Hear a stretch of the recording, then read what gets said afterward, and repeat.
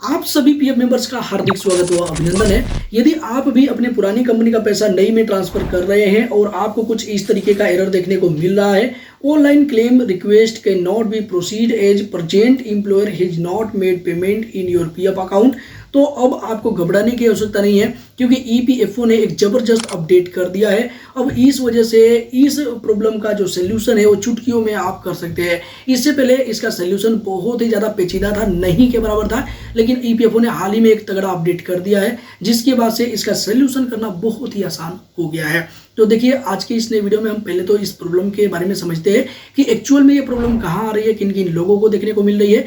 उसके बाद से इसकी सोल्यूशन के बारे में भी हम बात करने वाले हैं। तो देखिए, इसके लिए सबसे पहले हम इन एम्प्लॉई के यूएन पोर्टल पे सफलतापूर्वक लॉगिन हो चुके हैं।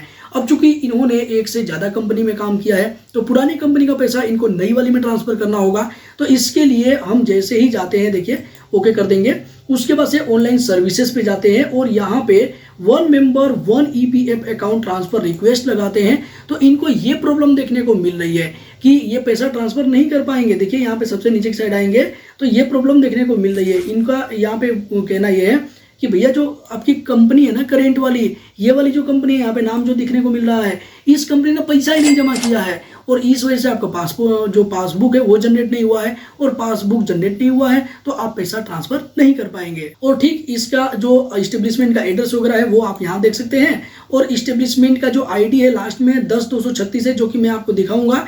अब ये देखने को मिल रही है। अब इस कंपनी में जो प्रॉब्लम देखने को मिल रही है, हो सकता है कि आपने अभी भी इस कंपनी में ज्वाइन किया हुआ हो और इस वजह से कंपनी ने पैसा नहीं जमा किया है, थोड़ा टाइम तो लगता है ना, या फिर कंपनी में आपने काम भी नहीं किया और फर्जी कंपनी कोई लिंक है और इस वजह से कंपनी ने पैसा नहीं जमा किया है, या फिर कंपनी ने जानबूझ के पैसा नहीं जमा किया है। तीनों केस हो सकता है। तो देखिए, इन तीनों केस की वजह से यहाँ पे ये प्रॉब्लम देखने को मिल रही है।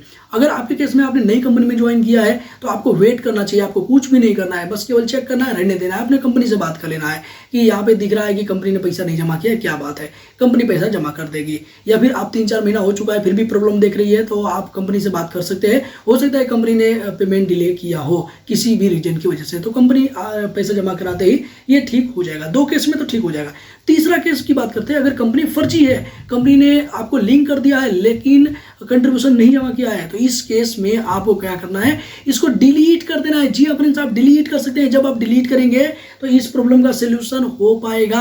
अब देखिए, यहाँ पे मैं आपको दिखा देना चाहता हूँ कि इन्होंने कितनी कंपनी में काम किया है और इन कंपनियों में पैसा है भी कि नहीं है। तो देखिए, यहाँ पे सबसे पहले तो यहाँ पे हम चले जाएंगे व्यू वाले ऑप्शन पे और सर्विस हिस्ट्री इनकी चेक कर लेते हैं। सर्विस हिस्ट्री में तो सब खुलासा हो जाने वाला है कि कब कब इन्होंने कब ज्वाइन, कहाँ ज्वाइन किया है। तो देखिए, यहाँ पे देखने को मिल रहा है इन्होंने 5 कंपनी में किया है, 5 कंपनी में नहीं किया है, पूरा 10 कंपनी में काम किया है, डबल कंपनी में काम किया है। अब यहाँ पे पूरी सर्विस हिस्ट्री दिखती नहीं है तो इसलिए आपको यहाँ पे सेलेक्ट करना है 5 जो लिखा है, 10, 15, 20, 25, 15 तो नहीं कर सकते, 10, 25, 50 कर सकते हैं, तो 25 पे कर लेते हैं। तो देखिए, यहाँ पे 10 कंपनी का डिटेल दिख रहा है।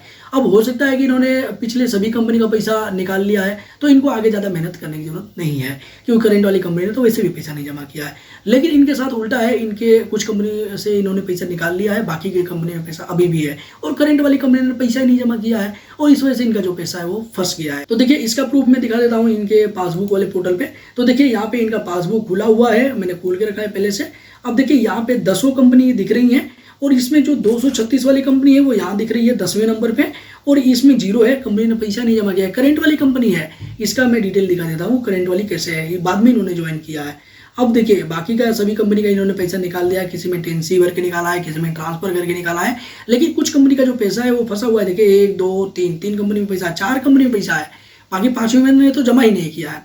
4 कंपनी का अभी पैसा इनका फंसा हुआ है, इनको निकालना है। तो अब देखिए, यहाँ पे मैं दिखा देता हूँ कि जो 10-236 वाली कंपनी है इसमें इन्होंने कब ज्वाइन किया था और कितना दिन हो गया है, कंपनी ने क्यों नहीं पैसा जमा किया है।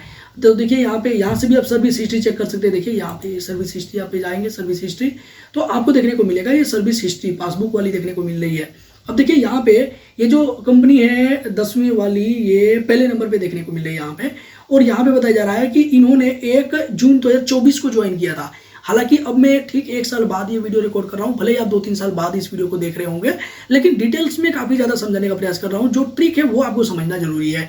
तो देखिए, यहाँ पे बताया जा रहा है कि 1 साल 1 महीना 29 दिन हो चुके हैं लगभग 1 साल 2 महीना तो कंप्लीट हो चुके हैं और कंपनी ने अभी तक पैसा नहीं जमा किया है। हालांकि कंपनी ने यहाँ पे 0 एनसीपी डेज दिखाया है, बताया कंपनी ने कि ये छुट्टी लेते ही नहीं है, छुट्टी है ही नहीं, इनका पूरा कंट्रीब्यूशन बनता है, लेकिन यहाँ पे इनका पैसा जमा नहीं है। पासबुक में भी हमने चेक कर लिया। हालांकि एक चीज़ और कर लेते हैं, थोड़ी सी वीडियो बड़ी हो जाएगी, पासबुक वाले ऑप्शन पे जाते हैं और पूरा डिटेल्स में देख लेते हैं, कहीं भी त्रुटि नहीं होनी चाहिए।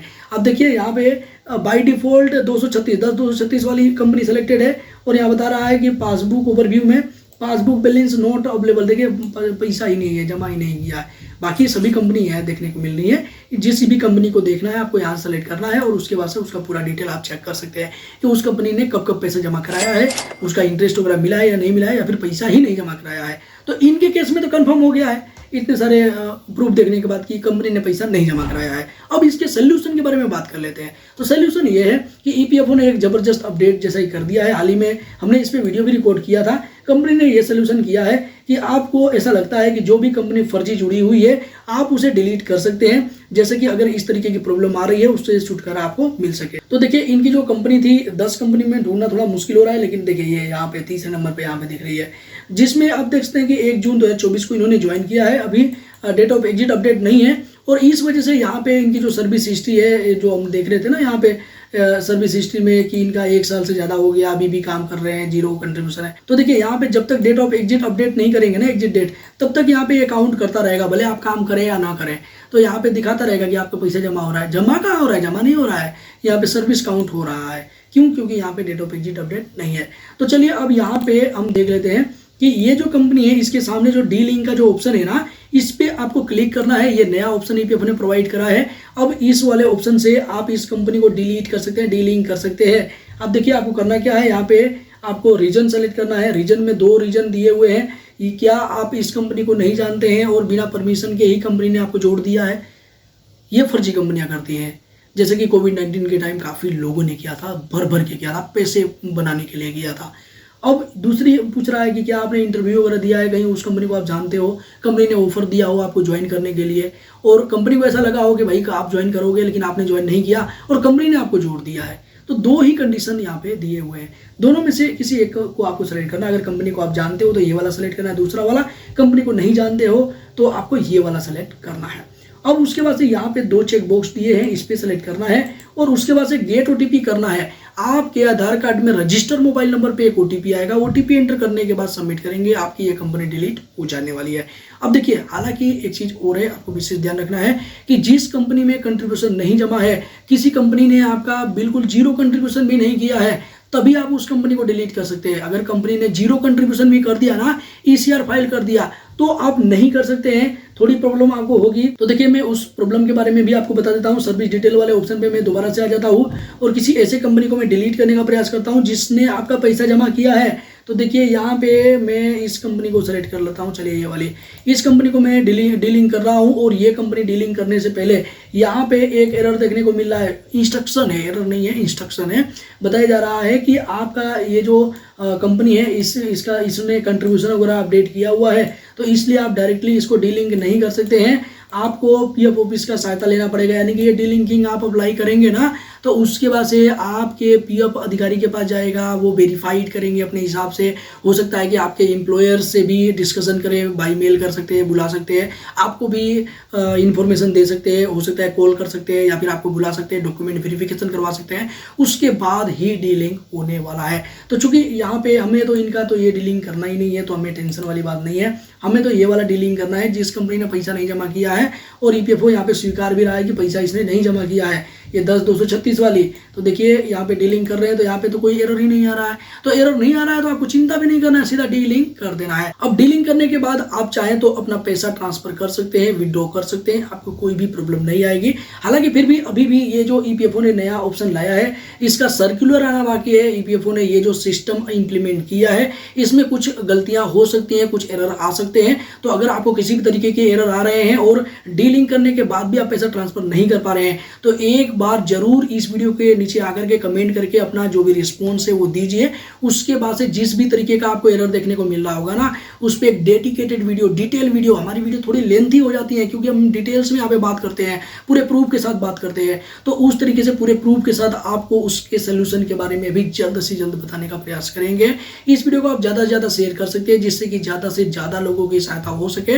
इस वीडियो के माध्यम से आप और क्या जानना चाहते थे जो हमने इस वीडियो में कवर नहीं किया है, वो भी आप नीचे कमेंट बॉक्स में कमेंट करके बता सकते हैं। इससे रिलेटेड और भी अधिक हेल्पफुल वीडियो देखने के लिए हमारे चैनल पर विजिट कर सकते हैं। और अगर अभी तक आपने हमारे चैनल को सब्सक्राइब नहीं किए हुए हैं तो सब्सक्राइब करके बेल नोटिफिकेशन को ऑन करना न भूलें, जिससे कि आने वाली इन्फॉर्मेटिव वीडियो का लिंक सबसे पहले आप तक पहुंचा करें। इसी के साथ मिलते हैं किसी नेक्स्ट इन्फॉर्मेटिव वीडियो में, तब तक के लिए जय हिंद, जय भारत, वंदे मातरम।